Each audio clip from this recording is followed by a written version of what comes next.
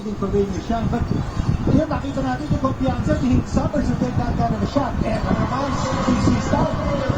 When you talk about confidence, this guy has a ton of that because he rebounded as usual and scored as well. He's Tony Bishop in transition. To the other side, Scotty for three.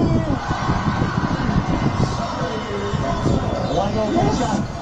He would be innocent to be a naturalized player. Si Jonathan Williams, Tyler din, sa kandidato niya. Teka na! Stand the man.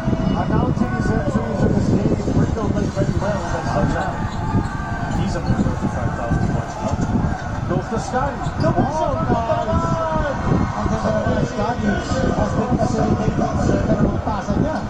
Eto si Mamo on the attack. They go to the line. Decides to go to Maverick. Now Bishop on the other side. Bishop in the paint. Contact and then hold it up to his left. Gets a chance for a three-point play. Pinakis lang yun. Si Tony Bishop. What a prayer. And the prayer was answered. Ang ganda naman ng galaw ni Tony Bishop. Wala na yung aggressiveness, no? Ni Summers. Scotty naman ang sasubo. Yes!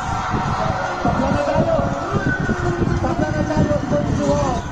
Ito na naman si Pahandis. Pinatapas! Karakot! Pasok ko naman! Back to back! Para kay Maverick. Why not, di ba? Pagsak na yung babantay sa'yo. Tira mo ng tres. They go to the one. He's in the paint. And Scotty gets that one away. Tumama lang sa